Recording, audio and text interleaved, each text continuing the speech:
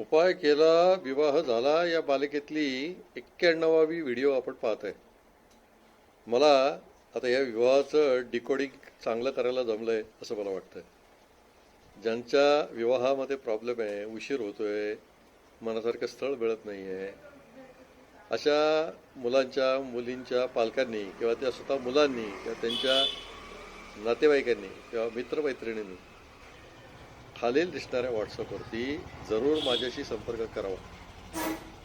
मी आपली जन्मकुंडली पाहून आपल्याला जशी आवश्यकता असेल कधी कुणाला सोपा उपाय सुचवून भागेल, कुणाला थोडासा कठीण उपाय सुचवावा लागेल, परंतु आपण पाहताय हा 91वा विवाह.